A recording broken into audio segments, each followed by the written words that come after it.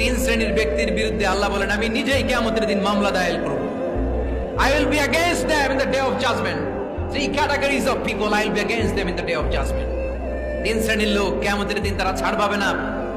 আল্লাহ বলেন আমি নিজেই তাদের বিরুদ্ধে মামলা দায়ের করব। এর মধ্যে এক শ্রেণীর লোক হচ্ছে রাজুলুন ইস্তাআজারা জিরান ফাস্তাউফা মিনহু ওয়া লাম ইয়াতি আজরা। একজন শ্রমিক ভাড়া করে তার কাছ থেকে কাজ নিয়েছে কিন্তু তার পারিশ্রমিক আদায় করে নাই। এরকম আছে না নাই? দাপট দেখায় ইউনিভার্সিটির ক্যান্টিন গুলোতে, ইউনিভার্সিটির ক্যান্টিনে যে খায় মাগার বিল দেয় না, এরকম টাকায় তাছাড়া নাই।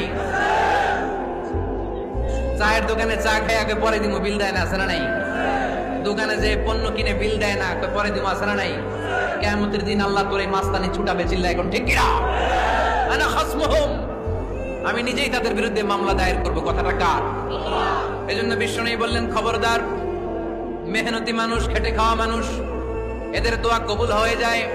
আতুল আজিরা আজরাহু ক্বাবলা আন ইয়াজিফা আরাকুহু। খবরদার, বিশ্বনবী বললেন শ্রমিকের ঘাম শুকিয়ে যাওয়ার আগে তাদের পারিশ্রমিক মিটিয়ে দাও। বিশ্বনবীর বিখ্যাত হাদিস, আতুল আজিরা আজরাহু ক্বাবলা আন ইয়াজিফা আরাকুহু।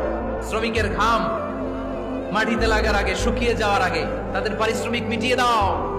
কেননা তারা যদি বদদোয়া করে তোমার জীবনকে জাহান্নাম বানিয়ে দিবে কে?